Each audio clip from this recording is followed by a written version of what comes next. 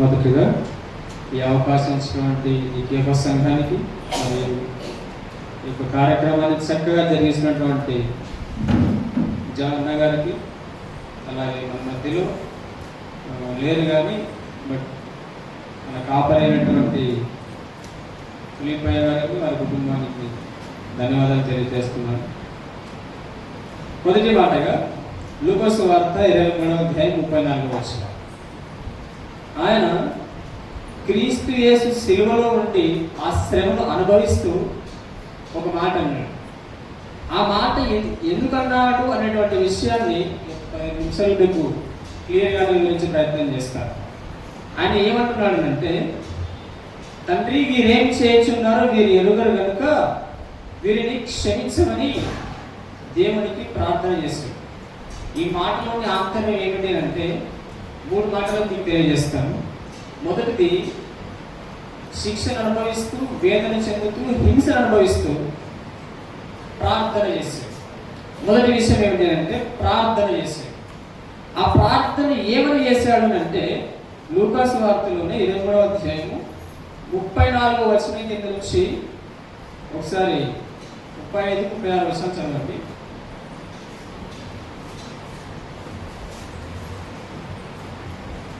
23:35 చదవండి. ప్రజలు నిలువబడి చూచుచుండిరి, అధికారులను వీడు ఇతరులను రక్షించను, వీడు దేవుడేర్పరచుకున్న క్రీస్తు అయిన ఎడల తన్ను తాను రక్షించుకొనుమని అపహసించిరి. అర్థమైందంటే ఈ విషయంలో ఆంతర్యం ఏంటి, ఎందుకు ఆయన ప్రార్థన చేశాడు అంటే, ఆయన మొదటగా అప్పచెప్పబడిన తర్వాత అరణ్యంలో నుంచి ఆయనని జైలు గోడల మధ్య తీసుకెళ్ళిన తర్వాత అక్కడ ఉన్నటువంటి ఆ రోమా చక్రవర్తి గవర్నర్ ఉంటారు కదా, పిలాతు గారు అని చెప్పి, ఆయన ఒట్టి శిక్ష మాత్రమే వేయలేదు. ఆయన 29 కొరడా దెబ్బలు వేసి చర్మాన్ని ఒలిచేసేంత హింస పెట్టి తరువాత ఆయనకు సిలువ వేశారు. సిలువ సాధారణంగా వేయలేదండి. యెరూషలేము వీధుల గుండా ఈడ్చుకుంటూ వెళ్ళి అక్కడ ఉన్నటువంటి ఆడవారు ఆయన నమ్మి రక్షణ పొంది ఆయనను విశ్వసించి ఆయన మార్గం నడిచినటువంటి ప్రతి వారు వేదన చెందుతూ వారి యొక్క హృదయాలు రోధిస్తూ ఉన్నటువంటి ఆ సమయంలో ఆయనను ఆ సిలువను మోస్తూ ఆ యొక్క రోడ్డు ఈడ్చుకుంటూ వెళ్తున్నారు.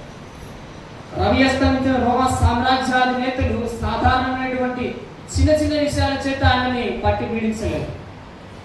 యూదుల రాజు నీవు కదా, నిన్ను రక్షించుకో, నువ్వు నిజంగా దేవుడు అయితే నిన్ను రక్షించుకో అనేటువంటి మాట చేత ఆయనని హింసిస్తూ ఉంటే ఆయన అప్పటికే 3 మేకులు కొట్టుకుని సిలువలో ఆయన భరించలేనంత బాధను, లోకపాప భారానంతా మోసుకొని ఆయన వేదన చెందుతూ ఉంటే ఆ సమయంలో కూడా ఆయనను హింసించడం వల్ల ఆ హింసకు గురవుతున్నటువంటి ఆ తరుణంలో కూడా ఆ మాట అన్న వారి ముఖంవైపు చూస్తూ ఆయన మాట అన్నాడు, తండ్రి వీరేం చేస్తున్నారో వీరికి తెలియదు, నన్ను ఎందుకు హింసించారన్నటువంటి విషయం వీరికి తెలియట్లేదు.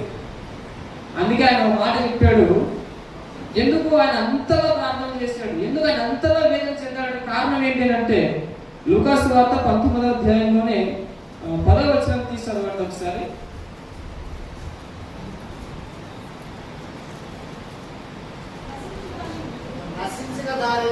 నశించిన దానిని వెతికి రక్షించుటకు మనుష్య కుమారుడు వచ్చనని అతనితో చెప్పాను. దేవునికి మహిమ కలుగును గాక. ఆయన వేదన చెందడానికి ఇది కూడా ఒక కారణం. మనము నశించిపోయేటువంటి ఆత్మలమైనటువంటి వారిని లోకములో అనేకమైనటువంటి ఆశల చేత, లోక పాప భారం చేత పట్టి పీడించబడుతున్నటువంటి మన ఆత్మను రక్షించడానికి ఆయన పరమ నుండి ట్రాన్స్ఫార్మ్ అయ్యాడండి. పుట్టలేదు ఆయన, మనిషికి బయలాజికల్ గా పుట్టలేదు. పరిశుద్ధాత్మ ప్రేరణ కలిగిన వాడే పుట్టి డైరెక్ట్ గా ట్రాన్స్ఫార్మ్ అయ్యి పరిశుద్ధుడిగా జీవించి తన యొక్క ప్రాణాన్ని సిలువలో నీ కొరకు నా కొరకు లోక పాప భారాన్ని మోసి మనల్ని అందరినీ విమోచన కలిగజేసినటువంటి దేవుడిని వారు హింసించడం వలన, వారు ఆ మాట అనడం వలన దేవుడు అక్కడ ఒక మాట చెప్పాడు, తండ్రి వీరేం చేస్తున్నారో మీరు ఎరుగరు. వారికి నిజంగానే తెలియట్లేదు. వాళ్ళు ఇంకా ఏమంటున్నారంటే యూదులు, పిలాతు ఈయనలో ఏ పాపం కనపడలేదు అని చెప్పినను, లేదు ఖచ్చితంగా మీరు ఆయనకి సిలువ వేయాల్సిందే అని అంటే, ఈ పాపం నాకు కానీ నా పిల్లలకు కానీ రాకూడదు అని చెప్పేసి ఆయన చేతులు అడుగుతూ ఉంటే వాళ్ళు అంటూ ఉంటారు, ఆ పాపం మా మీదకి, మా తరాల మీదకి, మా పిల్లల మీదకి రాని అని చెప్పేసి. ఎంత ఘోరమైనటువంటి మాట! ఆ స్థితి ఆనాడు యూదులే కాదు, ఈనాడు మనము కూడా మన చూపులను, మన ఆలోచనలను, ప్రతి విధమైనటువంటి మాట వలన మనము కూడా ఆ శిక్షకు అర్హులమైంది. ఆ శిక్షను మన పైన వేయక కేవలము తండ్రి అయినటువంటి దేవుడు తన సొంత కుమారుని పరిశుద్ధిని పంపించి లోక పాప భారాన్ని భుజం మీద వేస్తుంది. మొదటి మాట ప్రార్థన అయిపోయింది. రెండవది క్షమాపణ చేసి, ఒక మనిషి నిజంగానే అటువంటి సిలువలో శిక్షను అనుభవిస్తూ ఎలా క్షమించగలరండి? నేను కనుకైతే ఒక దెబ్బ పడిను, లేకపోతే ఏదైనా ఒక నింద మన పైన వేస్తే కనుక ఖచ్చితంగా నా పైన నింద వేశాడు అని, నన్ను అనవసరంగా తిట్టాడు అని ఖచ్చితంగా జైలుకి వెళ్ళి కర్మవరం వారిని ఖచ్చితంగా కేసులు వేస్తాను.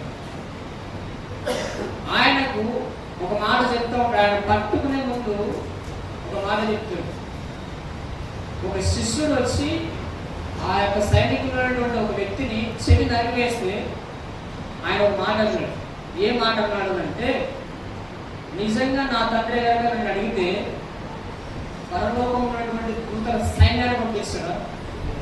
నేను అడిగితే ఇంత హింస అనుభవించినటువంటి నా కొరకై సైన్యాన్ని పంపించడా? యుద్ధం చేయడానికి ఆపడా ఆయనను ఇది జరగవలసినటువంటి కార్యం కనుక ఆ విషయం తెలిసినను, ఆయన యుద్ధ పరాక్రమశాలను తెలిసినను ఆయన ఒక మాట చెప్పాడు, ఈ హింసను, ఈ పరిస్థితులు వచ్చినను నేను మిమ్మల్ని క్షమిస్తున్నానని చెబుతూ తండ్రికి ఉత్తరం చేశాడు, తండ్రికి ప్రార్థన చేశాడు.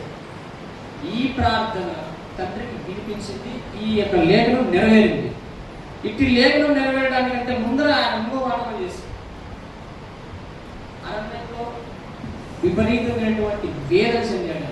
రక్తం కారణంతగా ప్రార్థన చేశాడు. ఆయన అట్టి మాదిరికరమైనటువంటి జీవితాన్ని జీవించడానికి ఆయన ఇచ్చినటువంటి ఆ ధర్మశాస్త్రాన్ని ఎవరు నెరవేర్చకపోతే క్రీస్తు ప్రభుల వారే మానవ శరీరుడుగా ఈ లోకానికి వచ్చి ఆ ఆజ్ఞలన్నింటినీ, ధర్మశాస్త్రాన్ని నెరవేరుస్తూ యాజకుడుగాను, రాజుగాను, ఒక సామాన్యమైనటువంటి సాధారణ మానవునిగాను వచ్చి ఈ లోక పాప భారాన్ని మోసుకొని తన తండ్రి చిత్తాన్ని నెరవేర్చాడు. అలాగనే ఆ యొక్క సిలువలో సాగినటువంటి యాత్ర ఏదైతే ఉన్నదో వీటి మీద భరించినటువంటి ఆ బరువును మోస్తూ ముఖం మీద పిడిగుత్తులు పడుతున్న ఈ యొక్క తలకు ముళ్ళ కిరీటాన్ని పెట్టి ఆ అనుభవాలు, ఆ అవమానం అనుభవిస్తూనే ఉన్న కొరడా దెబ్బలతో ప్రారంభమైనటువంటి ఆ యాత్ర ఆయన హేలి చేయబడుతూ కాళ్ళలో, చేతుల్లో మేకులు కొట్టబడుతూ ఆయన అవమానాన్ని, ఆ భారాన్ని భరించాడు. ఆ ప్రేమమయ మాట ఏమని చెప్తా ఉన్నాడంటే, అక్కడ కూడా ఒక క్షమాపణ చెప్పాడు. క్షమాపణ మనం చేశాడు, ఆ విషయం క్షమించాడు. ఆ మాట ఏంటంటే లూకా గ్రంథంలో 7వ అధ్యాయం 18వ వచనం.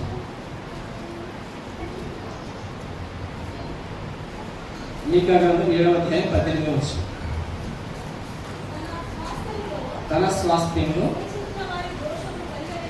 శేషించిన వారి దోషం పరిహరించి వారు చేసిన అతిక్రమం విషయమై వారిని క్షమించి దేవుడైన నీతో సముఖుడైన దేవుడు ఉన్నాడా? ఆయన కనికరము చూపటేందు సంతసించువాడు కనుక నిరంతరం కోపించు. దేవుడికి మహిమ కాక. ఆయన ఏం చేశాడంటే వేదన చెందాడు. వేదన చెందుతూ కోపించక ప్రేమగా శిక్షను అనుభవిస్తూ ప్రార్థన చేస్తూ క్షమిస్తూ వెళ్ళాడు. అట్టి జీవితాన్ని నీవు నేను జీవించాలని దేవుడు కోరుకుంటున్నాడు.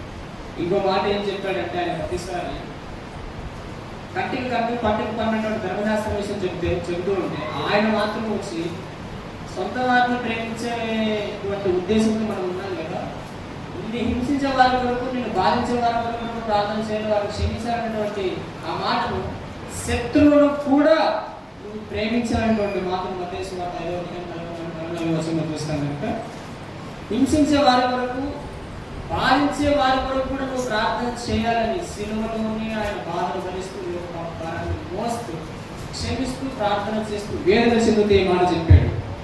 అయితే కీర్తనకారుడు ఒక మాట అన్నాడు, ఎలా దొరుకుతుంది మనకు ఆ క్షమాపణ అనేటువంటి విషయాన్ని ఆయన అంగలార్పుతో ఏడుస్తూ ఒక మాట విషయం చెప్పాడు. ఒకసారి చూడండి దాన్ని. కీర్తన 4వ. అయినను జనులు నీయందు భయభక్తులు నిలువనట్లు నీ యొద్ద క్షమాపణ దొరికి దేవుని మహిమకులను కాక. మనకు క్షమాపణ దొరికేది కేవలం ఆయన యందు భయభక్తులు కలిగి ఉంటే తప్ప, పరిచయలాగా నేను నీకు దర్శన భాగాలు ఇచ్చాను, నేను అంత చేశాను ఇంత చేశాను అంటే మనకు ఆయన యందు భయభక్తులు కలిగి ఉంటే తప్ప మనకు క్షమాపణ కలిగి, ఆయన యందు భయభక్తులు కలిగి ఉంటే తప్ప మనం ప్రార్థన చేయలేదు, ఆయన యందు భయభక్తులు కలిగి ఉంటే తప్ప ఆయన లాంటి వేదన మనం అనుభవించలేదు. ఇకపోతే ఆయన లాగా ఆయన చనిపోయిన వెంటనే ఎవరైతే సాక్షిభూతంగా మనకు కనపడ్డారో ఆయన ఒకే ఒకడు, అది క్రీస్తు సర్దికలతోనూ పరిచయాలతోనూ తన సొంత శిష్యులతో, యేసుప్రభువు యొక్క శిష్యులతో కూడా వాదన చేసి ఒక మాట బియ్యకట్ట చెప్పాడు ఆయన, స్టెఫన్ గారు అని చెప్పి. అపోస్తలుల కార్యములు 7:59-60.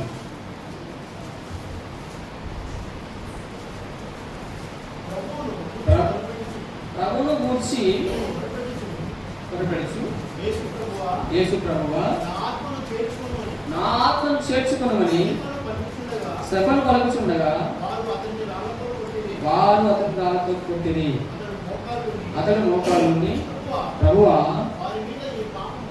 వారి మీద ఈ పాపం మోపకమని గొప్ప శబ్దంతో పలికెను. దేవుని మాట దీవించి ఆశీర్వదించు. ఏమన్నాడండి? స్టెఫన్ గారు గొప్ప భక్తుడు, దేవుని యొక్క ప్రేమను కళ్ళారా రుచి చూసేటటువంటి గొప్ప భక్తుడు. అట్టి ఆయనను సౌలు అనేటువంటి ఒకరు, ధర్మశాస్త్రాన్ని అయినటువంటి భక్తులు, ఇప్పుడు మనం పౌలుగా పిలిచినటువంటి అతను ఆయనను కళ్ళారా దగ్గరుండి రాళ్ళతో కొట్టి అపసాక్షిగా మార్చి, ఆ సమయంలో కూడా ఆయన మాట చెప్పారు, తండ్రి మీరేం చేసుకున్నారో తెలియదు, దయచేసి క్షమించు అని. ఇట్టి విషయము ఒరిస్సా రాష్ట్రంలో పాస్టర్ స్టేట్స్ అనేటువంటి ఒక ఆయన ఒరిస్సా రాష్ట్రంలో వారు సువార్త ప్రకటిస్తూ ఉంటే వారి పిల్లల్ని అతనిని కారులోనే పెట్రోల్ సజీవ దహనం చేస్తూ ఉంటే ఆయన భార్య అయినటువంటి గ్లాడిస్ గారు ఆ ఒరిస్సా రాసినటువంటి కోర్టులో వాళ్ళకి ఎవరైతే వారిని హింసించి అలా సజీవ దహనం చేశారో అట్టి వారిని నువ్వు హింసించవచ్చు, వారిని ఏదైనా చేసుకోవచ్చు అని ఆ కోర్టు తీర్పిస్తే ఆయన ఆమె మాట చెప్పింది, నా తండ్రి నెరవేర్చడానికి వారిని క్షమించి వదిలేస్తాను. ఈ రోజుల్లో ఏ ఆడవారైనా సరే, వారి భర్తలు కానీ వారి పిల్లలు కానీ మగవారైనా సరే, ఎవరైనా సరే, ఇట్టి హింసలు, ఇటు కల్లారా సజీవ దహనం జరుగుతూ ఉంటే, ఇట్టి హింసలు, ఇటు బాధలు పడుతూ ఉంటే వాటి మనం క్షమించాలి. అది కొరకే మనం ప్రార్థన చేయగలం. అట్టి స్థితి నిజంగానే నాకు ఉంటాను. ఇకపోతే లాస్ట్ ఇయర్ మాస్టర్ ప్రవీణ్ పగడాల గారు అని చెప్పి ఆయన ఒక అపోజిటిక్ హైందవ గ్రంథాల్లోనూ పురాణమత గ్రంథాల్లో అన్నింటినీ చదివి క్రీస్తు యొక్క ప్రేమను, ఆయన చేసినటువంటి మిషనరీ, దాని యొక్క ఔన్నత్యాన్ని తెలియజేసినటువంటి వాటి ద్వారా గిట్టగా చాలా మంది ఆయనను కోపించి అపహసించి ఆయనను ప్రేమించక ఆయన పైన అనేకమైనటువంటి నిందలు వేసి ఆయనను అపసాక్షిగా మార్చేసి ఆయన భార్య పిల్లలు కూడా మరేం చేస్తున్నారు అని తెలియదు. పగ నా తండ్రి నేర్చుకుంటాడు, నా ప్రభు అయినటువంటి క్రీస్తు నేర్చుకుంటాడు, ఆయన కనులకి కనబడినది ఏమున్నది అని చెప్పేసి వారు కూడా ఇదే సాక్ష్యాన్ని చెప్పారు. కనుక ప్రియులారా,